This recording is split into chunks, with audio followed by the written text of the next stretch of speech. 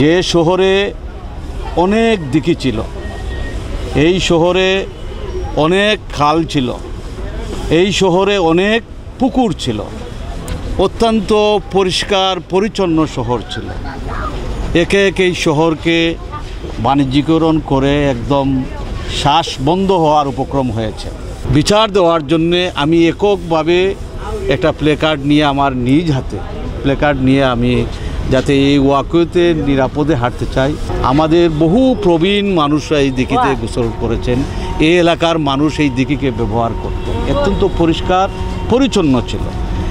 এই দিকিটি যখন একদম অকেজে হয়ে যাচ্ছে, তখন ভারতীয় সরকার এই দিকিকে রক্ষণাবেক্ষণের জন্যে এই শহরের মানুষ, সিলেটবাসী যাতে নিরাপদে নিশ্চিন্নভাবে চলাফেরা করতে পারে, হাঁটতে পারে, শ্বাস পালাতে পারে, তারা লক্ষ লক্ষ টাকা দিয়ে সিটি কর্পোরেশনের মাধ্যমে কোটি কোটি টাকা দিয়ে এই দিকিকে সৌন্দর্য বর্ধন করে একটা সুন্দর পরিবেশ সৃষ্টি করে দিয়েছিল।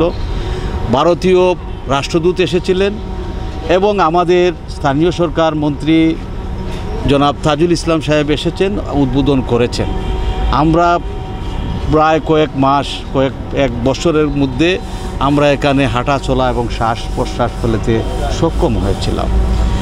এই অবস্থায় আমরা আমাদের শহরের ছেলে মেয়েরা সকালবেলাও আসতো, বিকালবেলাও আসতো। এখানে বিশ্ববিদ্যালয়ের ছাত্রছাত্রীরা আসতো, শিক্ষকরা আসতেন, কলেজের শিক্ষকরা আসতেন, কলেজের ছাত্রছাত্রীরা আসতো, বিদেশি লন্ডন প্রবাসী, আমেরিকা প্রবাসী, কানাডা প্রবাসী, ইউরোপ প্রবাসী, মধ্যপ্রাচ্য প্রবাসী ছেলেমেয়েরা আসলেই এটা কিন্তু প্রচার হয়ে গেছে, সিলেটে একটা নান্দনিক ওয়াকওয়ে হয়েছে। হঠাৎ আমি যখন লন্ডনে যাই, লন্ডনে থেকে আসার পরে কয়েকদিন বৃষ্টির জন্য আসতে পারিনি, গতকাল এসে দেখলাম এখানে একটা, আপনারা দেখতে পাচ্ছেন, এটা মার্কেট, দোকান হয়ে গেছে। এখন আপনারা বলেন এই ওয়াকওয়েতে মানুষ হাঁটবে কিভাবে? এইখানে চেয়ার টেবিল এই ওয়াকওয়ের উপরে, এদের রেস্টুরেন্টের পানি নালা সব কিছু পুকুরে যাচ্ছে। সুতরাং এই অবস্থা এটা আবারও জিম্মি করা হয়েছে। এই জন্যই এই আজকের এই প্রতিবাদ, টোকেন প্রতিবাদ।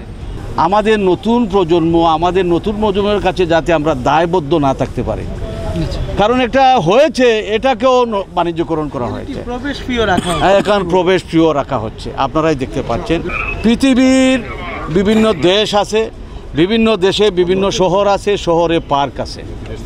কোনো পার্কে, বিভিন্ন দেশের কোনো পার্কে, বাংলাদেশের কোনো পার্কে বাণিজ্যিকরণ হয় নাই। পার্ক এখানে হিন্দু, বুদ্ধ, খ্রিস্টান, ছোটো মানে পুরুষ, মহিলা সকল স্তরের নাগরিকবৃন্দ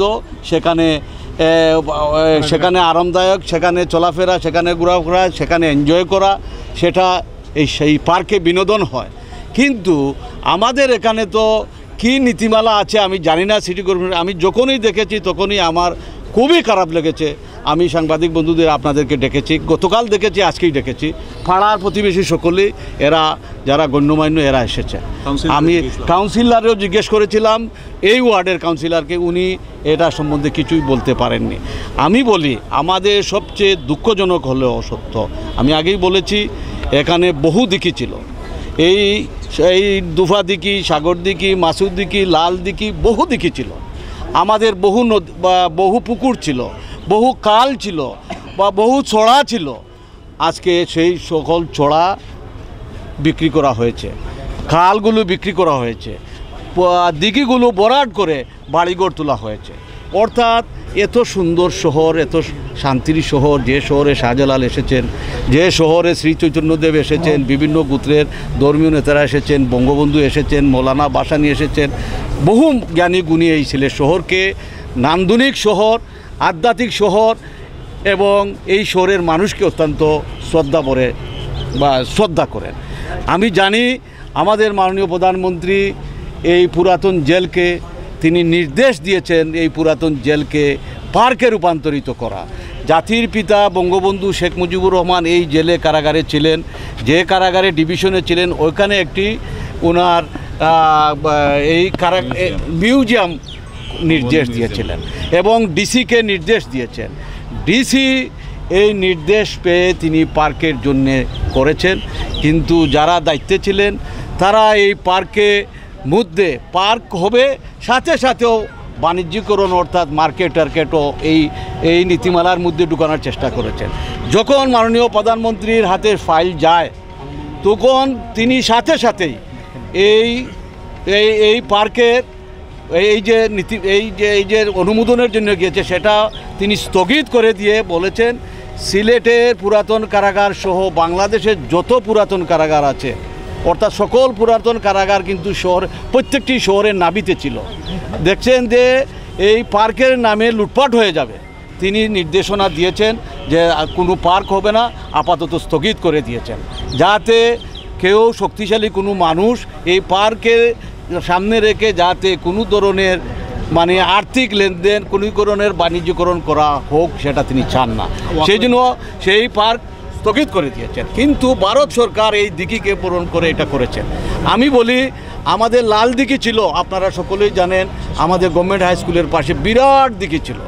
এই দিঘিকে আমাদের সিটি কর্পোরেশন মাটি ভরাট করে দিয়ে সেখানে মার্কেট করে দিয়েছেন, হকার মার্কেট। হকারদের সুবিধার জন্য, মানুষের সুবিধার জন্য নয়, তারা ওইটার জন্য সেইটাও বাণিজ্যিকরণ হয়েছে।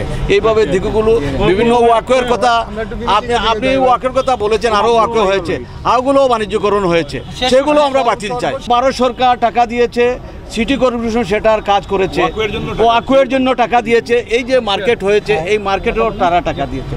সুতরাং আমরা সিটি কর্পোরেশন যেটা তারা দায়িত্ব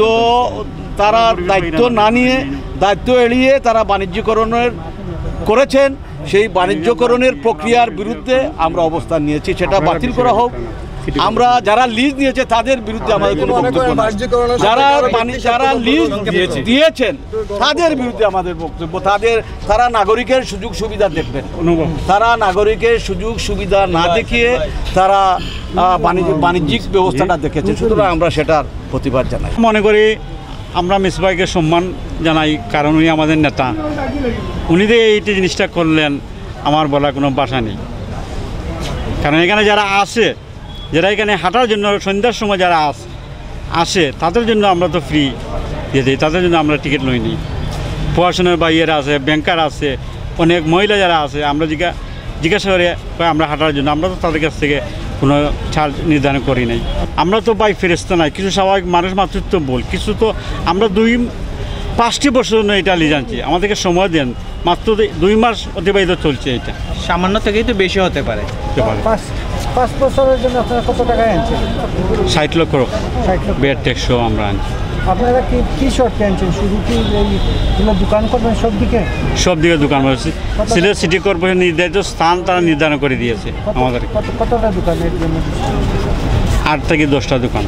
আপনার সাংবাদিক ভাইয়েরা অতীতে এখানে যখন লিজ আসার আগে আপনারা এসেছেন, আমাদের থেকে আপনারা বেশি জানেন এখানে পরিবেশ কী ছিল, আমাদের মা বোনদের ইজ্জত নষ্ট হয়েছে এখানে। আমরা 2 মাস আসার পর আপনারা জিজ্ঞাসা করেন যারা এখানে আসেন দর্শনার্থী, তাদেরকে প্রশ্ন করেন তাদের কোনো সমস্যা হয়েছে, আপনারা জিজ্ঞাসা করতে পারেন তাদেরকে। আমরা এখানে লিজ আনার পর আমাদের বিরুদ্ধে অনেক ষড়যন্ত্র হবে এই 5 বছর আমরা জানি। ষড়যন্ত্রকারীরা তাদের ষড়যন্ত্র করতে পারে, আমাদের কোনো কিছু হবে না, কারণ আমরা তো কোনো অবৈধ এখানে কোনো কিছু করতে চাচ্ছি না। আমাদের সরকারের এবং সিলেট সিটি কর্পোরেশনের জন্য সুনাম নষ্ট এইসব আমাদের কিছু করে নাই। যারা এখানে আসে বর্তমানে চলাফেরা করতেছে তাদেরকে আপনারা জিজ্ঞাসা করতে পারবেন এখানে পরিবেশ অতীতে কী ছিল, বর্তমানে কী হয়েছে।